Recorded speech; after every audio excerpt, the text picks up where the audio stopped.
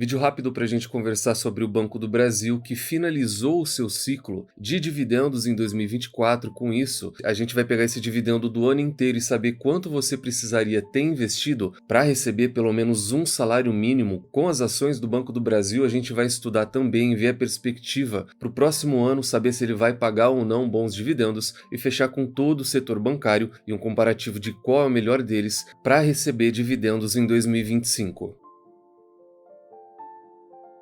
Sempre lembrando que na parte de baixo de todos os vídeos eu deixo uma lista de indicação de livros que você tem que obrigatoriamente ler antes de investir em alguma ação, antes de entrar no mercado de capitais. Há poucos dias atrás, o Banco do Brasil já tinha anunciado aquele pagamento de quase 50 centavos de JCP com o Datacom para o dia 25 do 11. Então amanhã, segunda-feira, ainda dá tempo de participar desse pagamento. E ele acabou de fazer um outro anúncio, 17 centavos por ação. Esse é o valor bruto. JCP tem incidência de imposto de renda e a gente já vai calcular tudo isso. E com esse segundo anúncio, que também tem Datacom em aberto, fica para o dia 11 do 12, o Banco do Brasil ele finaliza esse ano todo o seu ciclo 2024 no que diz respeito a dividendos, e agora a gente já tem um panorama completo. Ele entregou tudo aquilo que ele tinha prometido num cronograma que o próprio banco divulga. Agora a gente completou essa Datacom de amanhã e a próxima Datacom do dia 11. Esses dois pagamentos, eles acontecem ainda esse mês, então da data do anúncio até a data do pagamento é um ciclo bem rápido, e essa imagem vai facilitar tudo que o banco anunciou, Datacom, data de pagamento e o valor líquido já descontado. Então no primeiro pagamento, o Banco do Brasil ele tem 48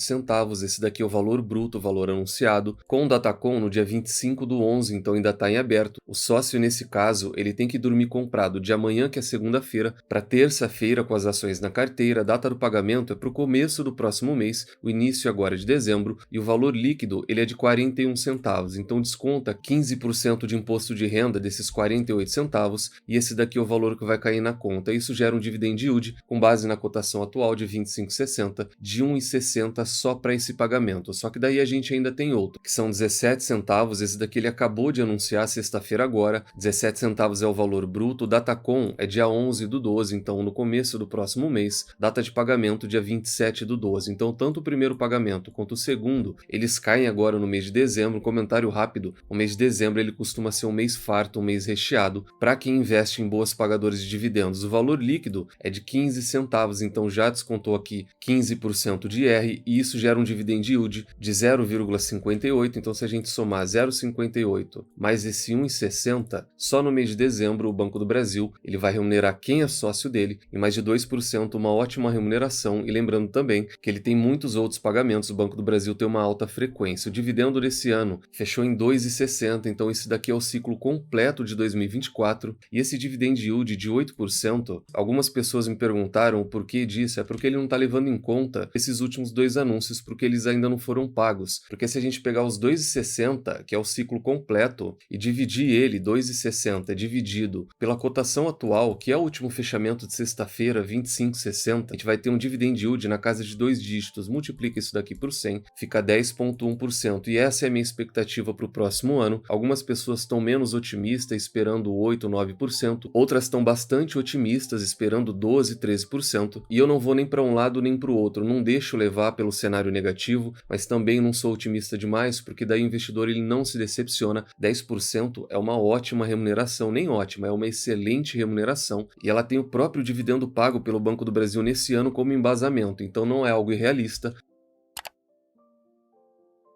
A gente vai fazer algo muito próximo da realidade. Para receber um salário mínimo hoje, quem sonha em sair do INSS e não depender do Estado ou de outras pessoas mesmo, para ter um futuro melhor, uma aposentadoria melhor, quanto que essa pessoa precisaria hoje, tanto em capital quanto em quantidade de ações, para receber um salário mínimo, uma renda mensal de R$ 1.400. Dividendos por ação, como base, é esses 2,60, o ciclo fechado, os dividendos que realmente o banco pagou no ano de 2024 inteiro. Então esse sócio, ele precisaria ter 6.618 ações. Então, se a sua meta é receber um salário mínimo como pagamento todo mês em ações do Banco do Brasil, essa meta que você deve colocar na sua planilha, na sua agenda, colocar ela num quadro na sua sala e perseguir ela sem cansar do começo até o final. 6.600 ações do Banco do Brasil, e para conseguir essas 6.600 ações, com base no fechamento de sexta-feira de 25,60, seria necessário R$ 169.440 investidos no Banco do Brasil para ter essa quantidade de ações em carteira, o que vão gerar R$ 1.412, exatamente o salário mínimo, ao longo do ano, em uma média mensal. Esse é o valor que cairia na conta com base nessa estimativa de 10%, que é algo muito realista e algo que o banco já entrega hoje. Então, 169.440, isso daqui, para quem não entendeu esse cálculo, vezes 10%, que é o dividend yield esperado para o próximo ano, a gente fala de um total de 16.944, isso daqui é o anual, só que a gente tem que transformar em mensal, porque a renda que a gente quer, o salário mínimo, ele está numa base mensal. Então pega esses 10%, que virou quase 17 mil, divide isso por 12 meses e chega no valor de 1.412, que é exatamente o salário mínimo de 2024, que por sinal, no comentário rápido, é uma vergonha, mas é exatamente por isso que você vai estudar e batalhar para não ficar dependente, para não ter uma aposentadoria de R$ 1.400. Você não vai ter 6 mil, você vai ter 12 mil, 13 mil, 15 mil. E não é papo de coach não, porque eu odeio coach. Bota um número na cabeça, bota uma meta, persegue ela até o final, porque quando Deus abençoa e a gente bota alguma coisa na cabeça aqui, dificilmente alguém segura. E se botar na cabeça que não quer receber R$ 1.400 e seguir isso com fé do começo ao fim, você pode ter certeza que não vai ser só isso que vai ser te dado, vai ser te dado muito mais do que você pediu e do que você imaginou.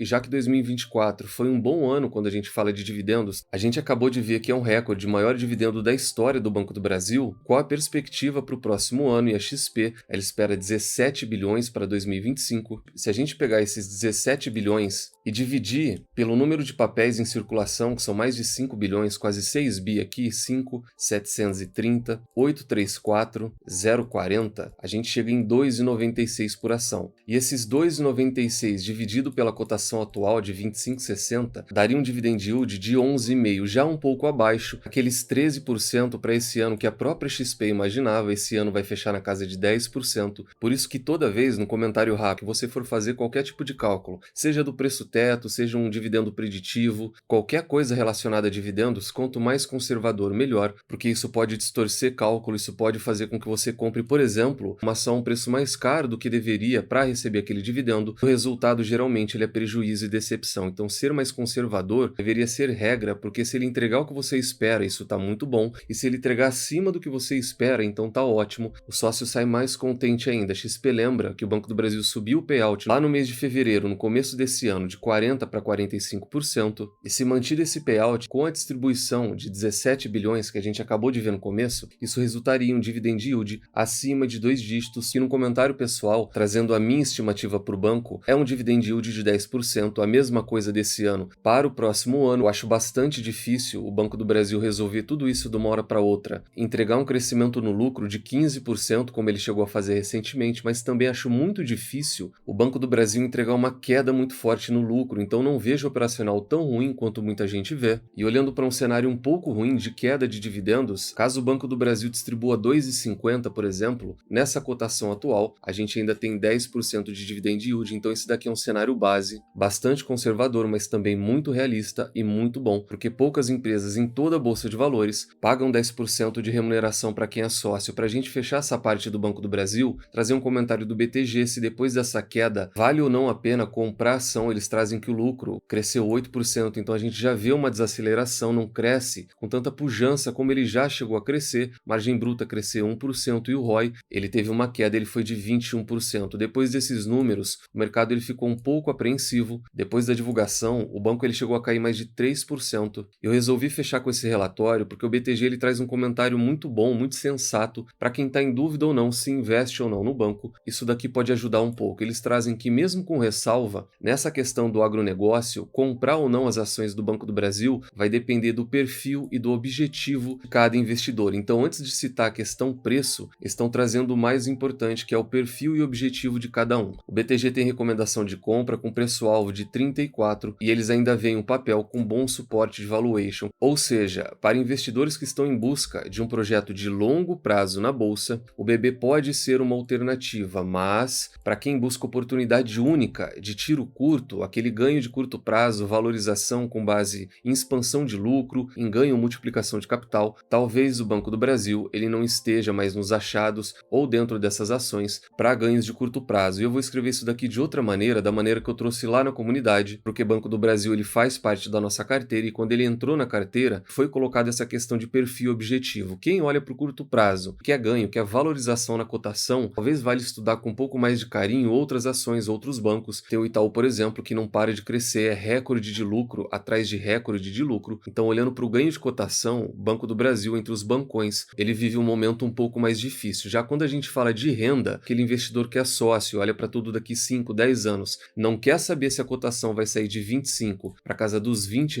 porque quando chegar na casa dos R$ 20, o que ele vai fazer é comprar mais ações ainda. Esse investidor que tem foco de renda e de longo prazo, o Banco do Brasil ainda está na mesa, porque em termos de remuneração, ele é melhor e junto com ele, a gente talvez só tenha o Itaú, nem outro banco remunera tão bem, com uma frequência tão alta como o Banco do Brasil. Então a questão é perfil objetivo. Sua carteira está precisando de ganho e velocidade, o próprio Banco do Brasil, a própria empresa já mostrou no guidance, a diretoria já mostrou que o PDD vem aumentando, que a inadimplência está crescendo, que eles estão tendo que piorar os números, porque eles não estão conseguindo entregar aquilo que eles prometeram, o lucro não vai crescer a uma taxa de 10, 15%. Agora não quer isso, quer renda, que é uma empresa que não pare de jogar provento, dividendo e JCP na conta, com uma frequência tão alta que parece fundo imobiliário, aí o Banco do Brasil entra na jogada, tem que estudar e considerar até a empresa para sua carteira previdenciária.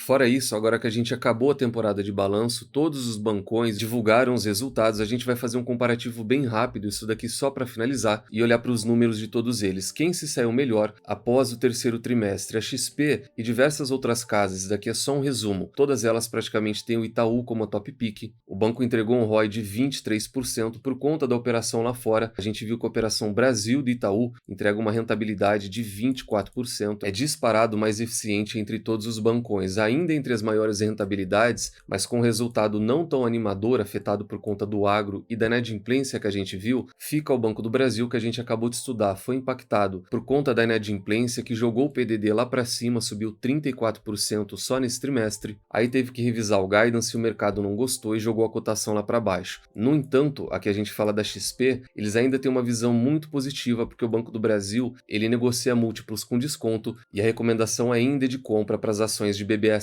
A Nord, o Goldman, todos eles trazem esse problema que o banco tem hoje, mas essa questão de múltiplo, todo esse desconto que tem, ele pode ser exagerado e todos eles, sem exceção, têm recomendação de compra. Genial aqui embaixo também é a mesma situação. No caso do Bradesco, ele teve um trimestre não tão positivo, tem algumas ressalvas quanto a isso, depois daquela forte recuperação que ele teve no segundo trimestre. Depois da divulgação, as ações caíram 4%, e não é que o resultado foi ruim, ele foi bom, ele melhorou, só que ele não melhorou na mesma velocidade da expectativa do mercado. Essa frase aqui mostra muito. Aceitamos a nova curva de ROI, porém mantemos a recomendação de compra para o Bradesco. Então, quando eles dizem que aceitam essa nova curva de ROI, é que eles esperavam uma recuperação de rentabilidade muito mais rápida, que ele não entregasse, por exemplo, 11, 12%, mas que ele entregasse 15%, como o próprio Santander entregou, 17%, e que ele fosse se recuperar de maneira bem mais rápida. Então, o banco melhorou, o lucro cresceu, a rentabilidade cresceu, praticamente tudo cresceu, só que a velocidade não agradou. Então muita gente ainda vê o estágio inicial de recuperação, só que a grande maioria das casas tem recomendação de compra para o banco, porque a foto atual ela não foi da maneira que eles quiseram, não é tão boa, só que quando a gente olha para o filme como um todo, o cenário de recuperação está aí, ele continua apontando para uma gradual melhora na rentabilidade do banco. E praticamente na mesma linha do Bradesco tem o Santander, que inclusive tocou as mínimas agora, tocou a casa de R$ 11,